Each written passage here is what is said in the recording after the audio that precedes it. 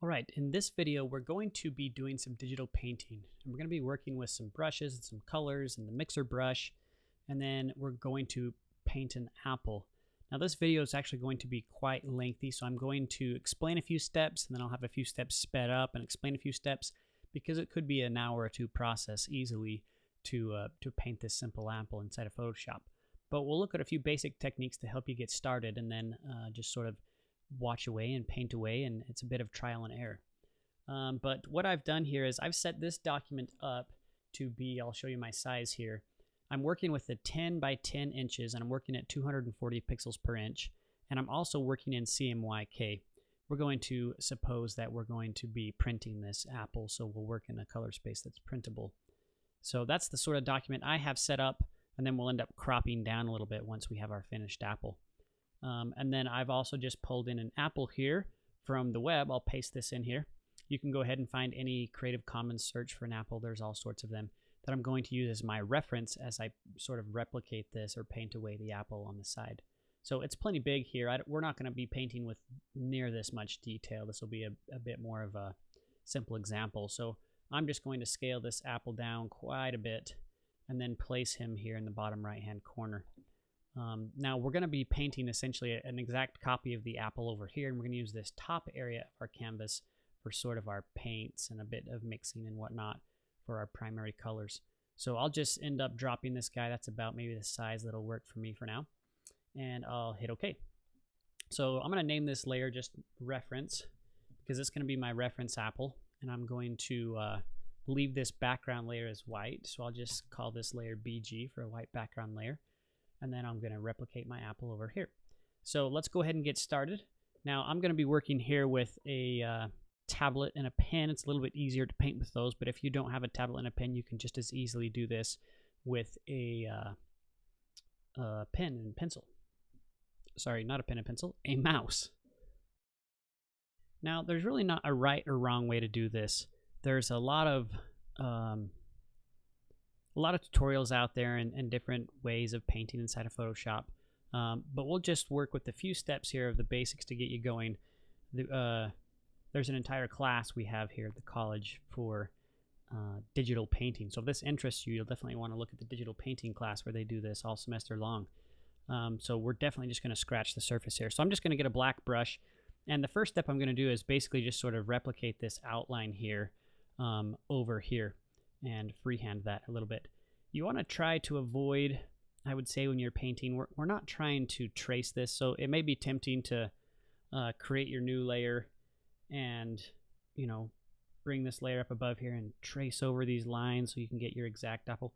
We're not worried about that as much here, so just try to freehand, practice your drawing a little bit, and freehand this shape over here as best you can when you're doing your apple. So I'm just going to go ahead and trace over here a little bit to get my rough shapes in, my basic lines, and then we'll start to build up some colors and some shading, and we'll be on our way.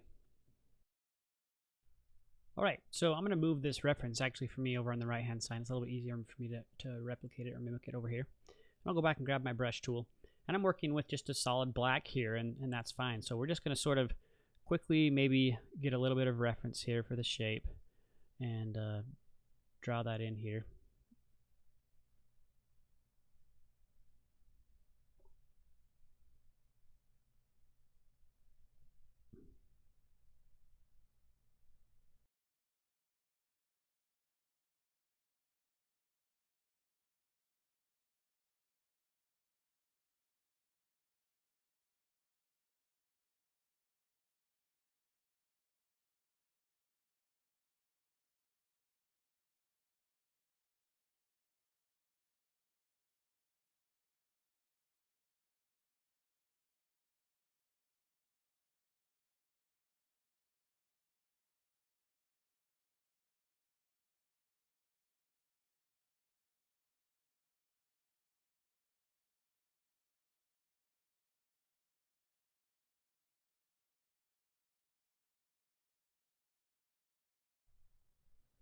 All right, now that we've sort of roughed out the rough shape of our apple here, let's go ahead and just get some base colors here. I'm going to zoom out just a tad bit in my Photoshop document, and we'll fill in some colors up here.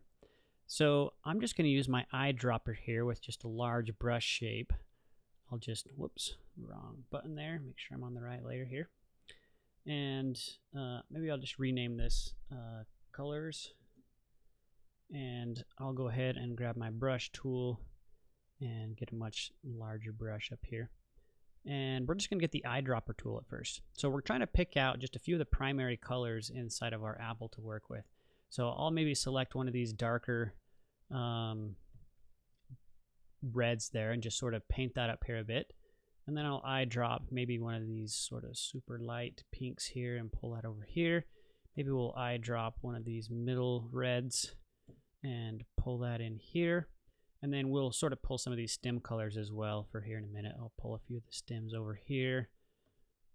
And we're just sampling a few of these base colors that we can work with inside of this apple. And then maybe we'll pull out one of these really light highlights as well and set that one here. Okay, so we've got a few of our bases pulled out of here. We'll work, you can see there is some greens that are tucked down inside of there as well, which we'll pull out here in a minute. But what we're gonna do at this point is we're gonna come up and grab our brush, but we're going to be working with a mixer brush. So that's the brush that's right down here. It's called the mixer brush tool. And the mixer brush tool is meant to work with a load color and then a blend color. And you can sort of overlap these two colors together to create your blends. So the way it works is you have an initial color. Now I'm going to set my initial color here to this first sample that I picked. And there's quite a few settings in here. We're not going to cover all of these in detail. The textbook covers those, and there's plenty of resources for those. But you can see there's some wet settings, the load settings, the mix, the flow. This is basically how wet the brush stroke is going to be when you paint away. How much paint is basically your load. So the load would be it's loaded with a lot of pigment or not. The mix is how much it's going to mix with paints, if you will, virtual paints that are adjacent to this particular stroke. And then the flow is similar to the flow with the regular brush. How much of the paint is going to come off the brush as we make those strokes.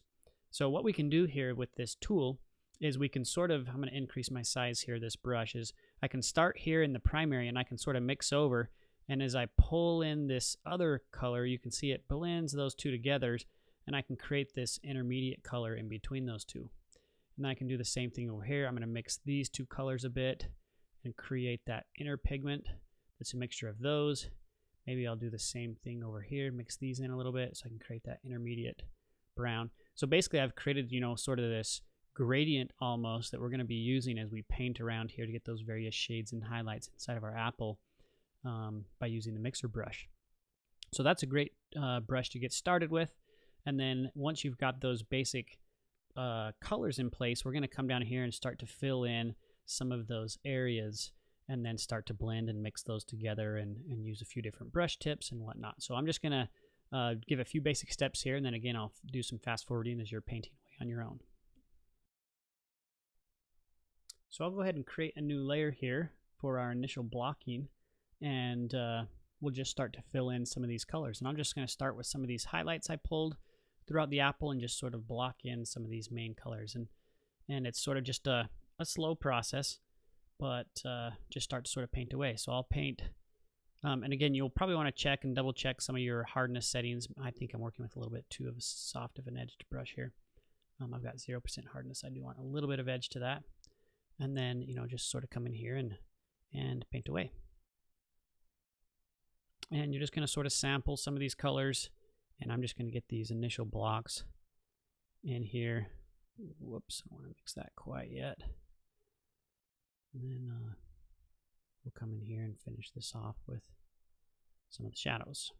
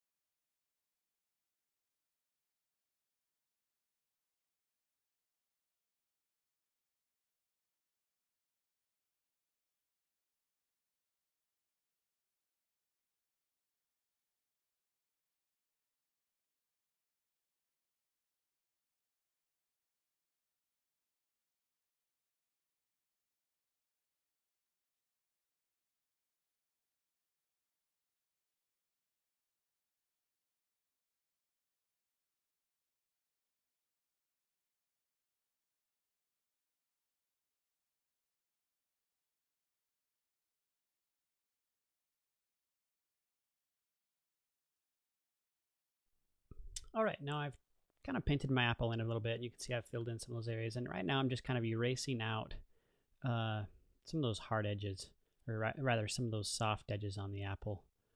I've sort of erased some of my background, some of those reference lines that we made earlier, those little black lines, and I'm just sort of coming through with a somewhat soft-edged eraser tool here and just cleaning up some of those soft paint lines there, so it has a little bit more of a hard edge around the edge of the apple. And then I'll come back through and I'll clean back up the some of those edges where those lines are a little bit more pronounced.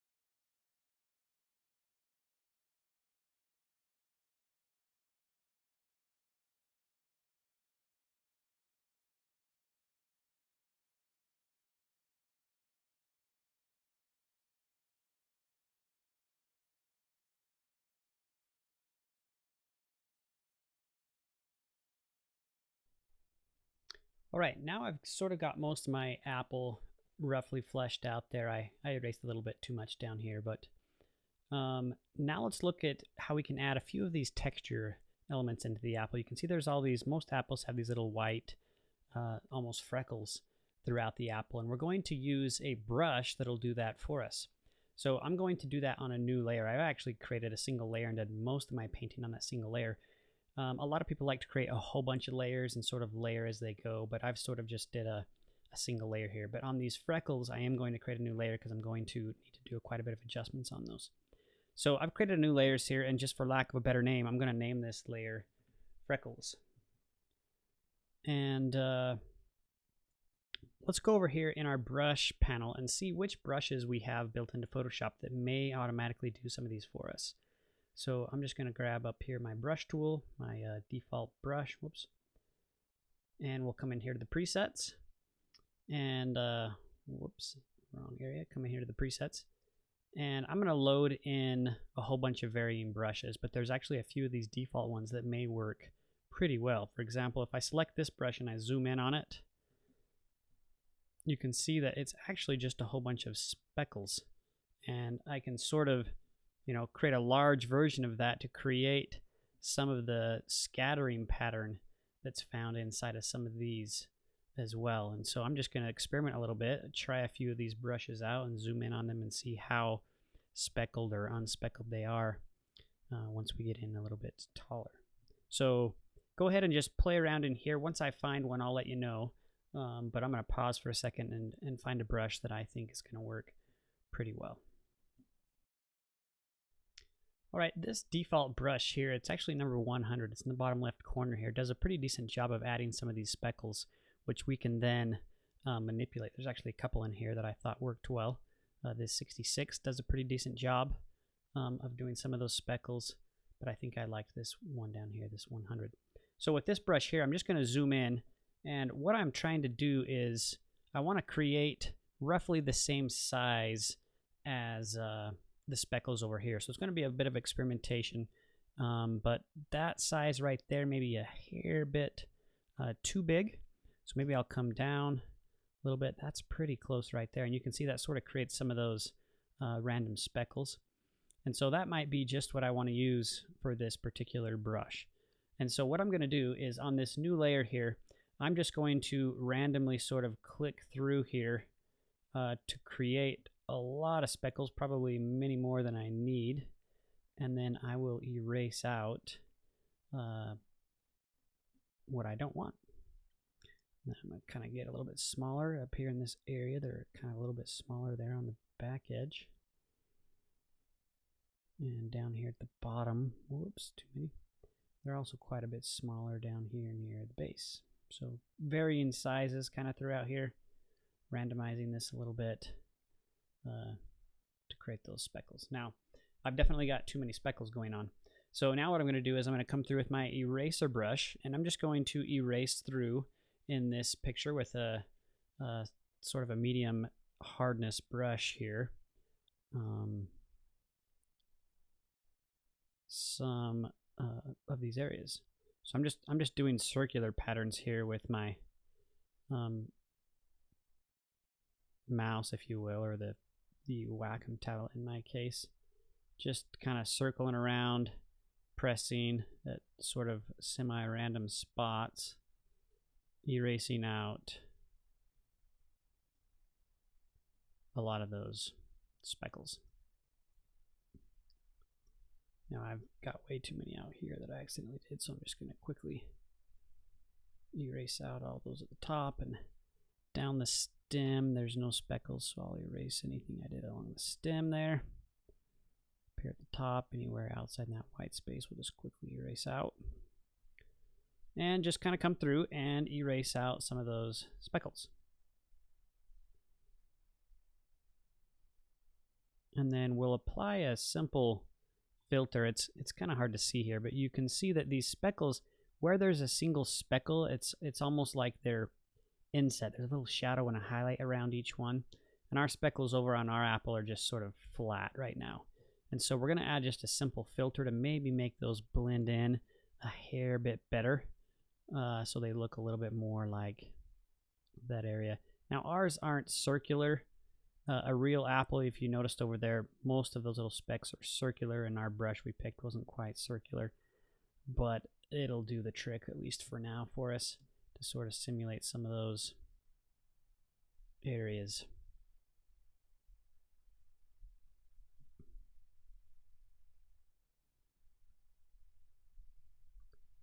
All right, now I think I've probably got too many speckles on here still, but we're going to call this good enough for now. We could really do this all day long.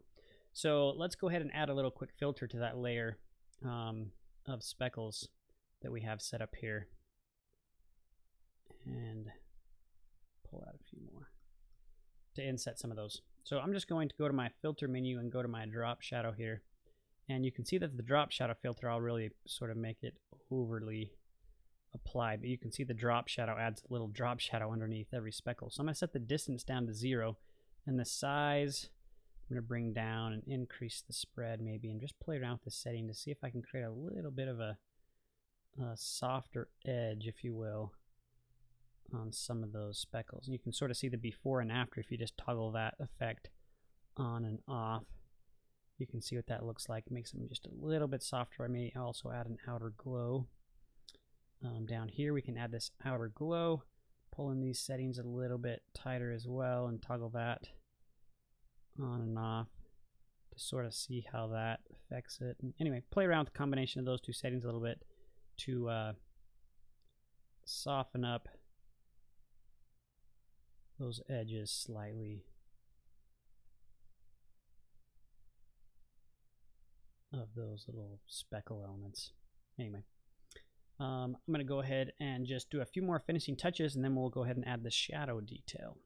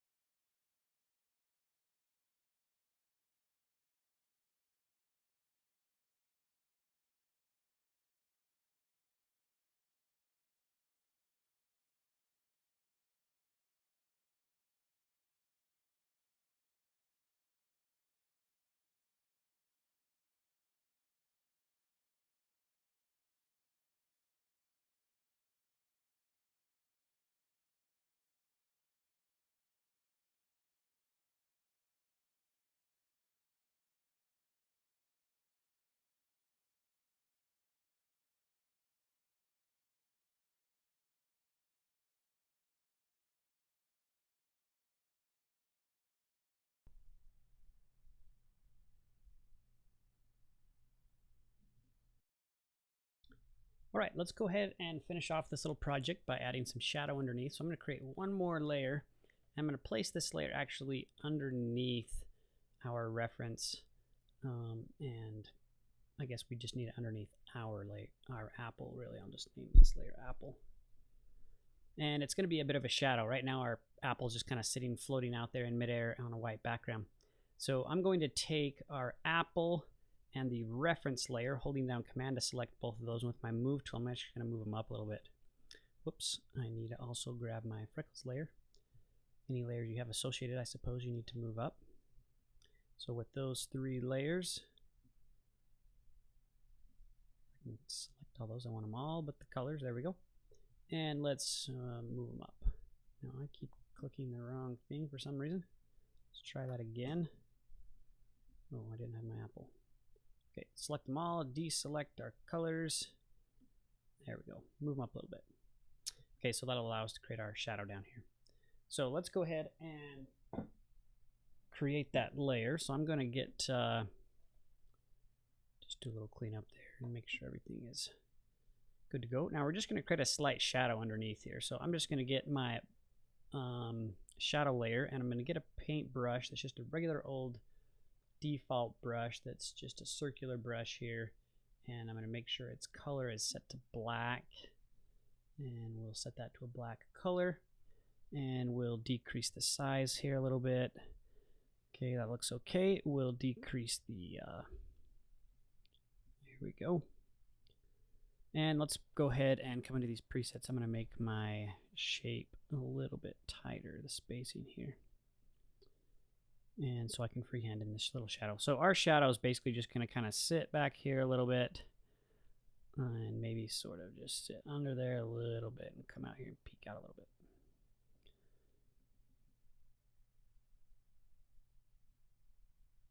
A little bit tighter on this edge. It'll be a little bit smoother out at this edge. Okay, once we've created sort of the base shadow here, we're just going to add a simple Gaussian blur. So we'll take this shadow layer. We're going to create 2 separate shadows. We'll just call this shadow 1. And let's take a filter, and we're going to go ahead. We could also paint in a shadow as well, just with our brush tool, but we'll just take a blur here and just apply a simple Gaussian blur.